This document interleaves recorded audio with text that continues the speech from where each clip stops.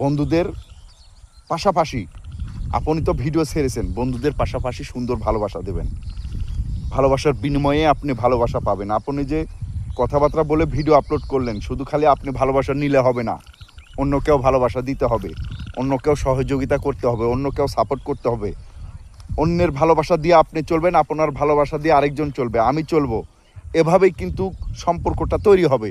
সম্পর্ক তৈরি করতে হলে তো কী কী করণীয় করতে হয় এগুলো তো আপনি জানেন। আপনি না জানলেও অবশ্যই ভিডিওর মাধ্যমে চেষ্টা করবেন জানার জন্য। ভাই আমি হয়তোবা খারাপ বুদ্ধি দিলাম না ভালো বুদ্ধি দিলাম, বা সঠিক সিদ্ধান্তর কথাবার্তা বললাম কি না, আপনি তো বুঝবেন। আপনার তো জ্ঞান বিবেক আল্লাহ তাআলা দিয়েছে, বুঝবেন তো।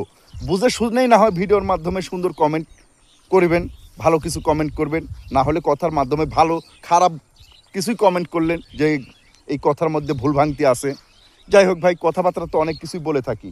যদি কথাবার্তার মাঝে ভুল ত্রুটি হয়ে থাকে ভাই, আপনাদের বারবার আমি প্রতিটা ভিডিওতেই বলি যে যদি ভুল করে থাকি অবশ্যই আপনারা ক্ষমা দৃষ্টিতে দেখবেন।